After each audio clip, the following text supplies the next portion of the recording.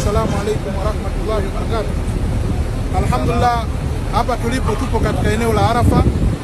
Eneo la Arafa ni moja katika maeneo matakatifu sana hapa katika ardhi hii tukufu ya Maka. Eneo la Arafa kihistoria ndio sehemu ambayo alikutana alayhi salam pamoja na Nabiillahi wa Mwenyezi Mungu Subhanahu wa Ta'ala Adam. Hao walikutana hapa katika eneo hili, na ndio maana likaitwa Arafa. Arafa kwa maana ya kujuana au kujua ama kutambua. Lakini wanahistoria wengine wakasema kwamba Arafa, ili eneo limeitwa Arafa kwa sababu ndio sehemu ambayo Nabiillahi Adam alayhi salamu alifundishwa na Jibril, ile kabla ya malaika kuambiwa ambiuni bi asma'i haulai, nitajieni majina ya watu hawa. Hakika Nabiillahi Adam alayhi salam vitu hivyo na majina hayo alifundishiwa hapa, na Jibril alayhi salamu akawa anamuuliza kila anachomfundisha, hala arafta, je umeelewa? Hala arafta. Kwa ile arafta ndio ikaitwa nini? Ikaitwa Arafa. Kwa hiyo almuhimu tuko katika eneo ambalo linaitwa nini? Arafa. Lakini kwa maana nyingine kwamba Arafa tunaambiwa hata huko kwa Mwenyezi Mungu Subhanahu wa Ta'ala kuna Arafa. Arafa ni sehemu ya kujuana, watu watakusanywa siku ya Kiyama, na pia alamul arwah, ulimwengu wa kiroho. Mwenyezi Mungu alipoziumba roho zote za majini na watu aliziweka katika sehemu inaitwa Arafa ili kutambuana baina ya Mwenyezi Mungu na hizo roho. Akaziuliza zile roho kwamba mimi nina mission na nyinyi, nataka niwape miili ambayo itawasaidia huko duniani, mtaweza kusurvive, lakini na masharti yangu ambayo nataka niwape. Mtafanya vizuri huko, mtawalipa kheri. Ambaye hataki kwenda atasema, ambaye atakwenda atafanya vibaya, mimi basi nitamwadhibu. Kwa hiyo hiyo sehemu ambako kulitokea hayo masharti na makubaliano baina ya wanadamu pamoja na Mwenyezi Mungu, baina ya majini pamoja na Mwenyezi Mungu, iliitwa hiyo sehemu ni Arafa. Hapo panaitwa kwamba ni alamul arwah, ni ulimwengu wa roho tu. Kwa hivyo duniani sisi kama wanadamu tutambue, hatukuja tu wenyewe ghafla bin vu. Kuna makubaliano fulani yalifanyika baina yetu na Mwenyezi Mungu Subhanahu wa Ta'ala. Baada ya kila mtu kukubali, unayemwona yoyote sasa hivi hapa duniani anaishi ni baada ya kukubali mkataba huo na Mwenyezi Mungu Subhanahu wa Ta'ala, kwamba mimi niko tayari misheni hiyo, niko tayari biashara hiyo, nitashuka duniani, nitafanya ibada, nitafanya hivi, nitafanya vile na vile na vile, ndio ukaletwa. Kwa hivyo kama kuadhibiwa, utaadhibiwa ikiwa ni haki yako kabisa kuadhibiwa, lakini Mwenyezi Mungu Subhanahu wa Ta'ala hajakufosi. Kwa hivyo eneo hili linaitwa Arafa, ni eneo takatifu sana. Lakini ikirudi katika kipindi cha hija, mahujaji huja katika eneo hili na kusimama hapa tarehe 9. Ndio maana huwa tunaambiwa leo watu wamesimama Arafa, leo watu wamesimama Arafa. Ndio hapa Arafa kwenyewe watu wamesimama, na ilivyo hapa ile siku ya tarehe 9 inabidi uje hapa kuanzia adhuhuri ikukute hapa mpaka ile magharibi ikukute hapa. Hiyo siku ya nini?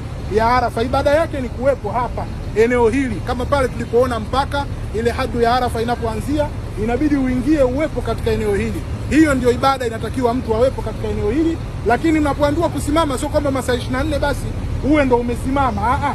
Yaani kusimama Arafa, kuwepo eneo la Arafa, kisha ukafanya ibada, ukawa unamuomba Mwenyezi Mungu Subhanahu wa Ta'ala.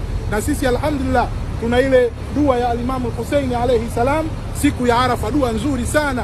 Lakini tuna dua mbalimbali pia za kusoma siku ya Arafa. Kwa hiyo hii ndio Arafa, sehemu takatifu sana. Lakini pia unaweza ukaona kwamba pindi unapoambiwa leo watu wamesimama Arafa, usizani kuna hoja yoyote ya msingi. Hoja iliyopo ni kwamba watu hawa wamehesabu siku 9 tangu kuchomoza kwa mwezi wao. Ina maana ukiwa uko hapa utaangalia, je, mwezi umechomoza lini? Utahesabu mpaka ile siku ya 9, basi wewe utakuja mapema hapa ili adhuhuri ikukutie hapa. Hiyo ndio itakuwa siku yako ya Arafa wewe.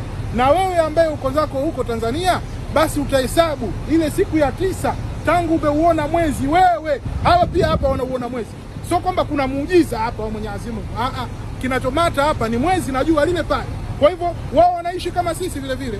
Kwa hivyo wakiuona mwezi siku ya 9 hapa watu watakuja kusimama. Na sisi vile vile tukiuona mwezi kwetu siku ya 9 ndo tutaiita nini?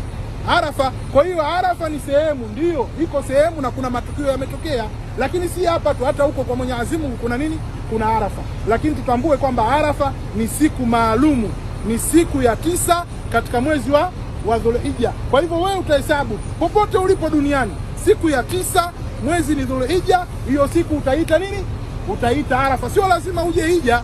Na ndio maana kuna kipindi ambacho kulikuwa na corona, Mungu akushilie mbali, watu hawakuja hapa, si ndio?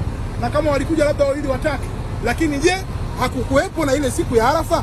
Siku ya Arafa ilikuwepo na watu walifunga siku ile na watu wakafanya ibada siku ile. Kwa hivyo siku hii ni siku adhimu sana, lakini vile vile kujua kwamba maeneo haya ni maeneo matakatifu sana. Haya yote ametufundisha Bwana Mtume Muhammad sallallahu alayhi wasallama, kuletewa na Jibril alayhi salam. Lakini ibada hizi za maeneo haya amezianza mwenyewe al-Khalilu Ibrahim alayhi salam kwa amri ya Mwenyezi Mungu Subhanahu wa Ta'ala. Kwa hivyo sisi tutakwenda na mila zile zile. Tumesema hapa ndio sehemu alipokutana mama yetu Hawa pamoja na baba yetu Adam alayhi salam katika eneo hili, wakakutana hapa na mambo mengine yote yakaendelea baada ya kujuana. Ina maana walikuwa hawajakutana kabla ya hapo, wakakutana hapa. Hiyo kauli ya kwanza. Lakini kauli ya pili ifahamike kwamba Mwenyezi Mungu Subhanahu wa Ta'ala alimuumba Adam akamuumbia Hawa baadaye. Adam hakuwa anajua kama kuna Hawa. Baadaye alipokuja kumuona Mwenyezi Mungu Subhanahu wa Ta'ala akampa masharti ya kuweza kumuoa yule na akamuozesha Mwenyezi Mungu Subhanahu wa Ta'ala. Inasemekana pia eneo hilo lilikuwa ni eneo hili, kwa sababu kauli sahihi, hatukubali kwamba mama Adam na Hawa waliwahi kuishi peponi, ile pepo ambayo wataingia watu baada ya kufanya kazi. Pepo ile hapana, hakuna aliyoingia kwa sababu ya hoja kadhaa. Hoja ya kwanza, tunasema pepo ile hauwezi kuingia isipokuwa baada ya kufanya kazi, matendo mazuri hapa duniani.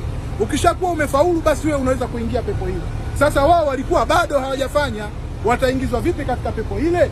Hilo jambo la kwanza. Lakini la pili, pepo ile kulikuwa na ibilisi ndani ambaye aliwapoteza, akamsababisha Hawa akala tunda, akamshawishi na mume wake. Sasa huyo ibilisi alifuata nini peponi? Kwa hivyo sio pepo hiyo.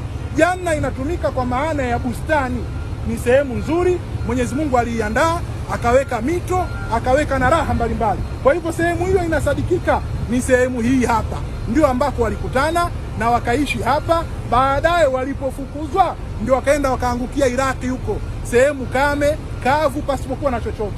Lakini mwanzo waliishi sehemu yenye neema, sehemu nzuri. Kwa hivyo kusema kwamba Mwenyezi Mungu Subhanahu wa Ta'ala aliwaweka peponi, haikuwa pepo hiyo. Pepo hiyo hakuna atakayeingia isipokuwa baada ya siku ya Kiyama, manabii wote.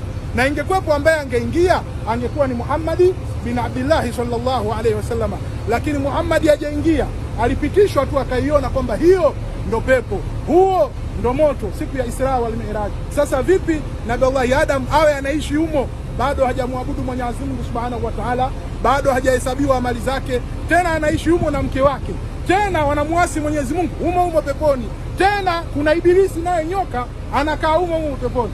Haikuwa pepo hiyo. Kwa hivyo kwa riwaya zilizokuwa zenye nguvu, inawezekana hilo eneo lilikuwa ni eneo hili, ndo wakajuana na kuishi pamoja. Tumwombe Mwenyezi Mungu Subhanahu wa Ta'ala aweze kutujalia utakatifu unaopatikana katika maeneo haya matukufu, basi uweze kutuvaa na utuathiri katika imani zetu, utujaze imani zetu, na tuwe miongoni mwa wale ambao wanazitakasa nafsi zao na kufata sheria za Mwenyezi Mungu Subhanahu wa Ta'ala, ili hali wawe ni vipenzi wa Mwenyezi Mungu kama alivyokwepo Nabii Ibrahimul Khalili alayhi salam. Wassalamu alaikum wa rahmatullahi ta'ala wa barakatuh.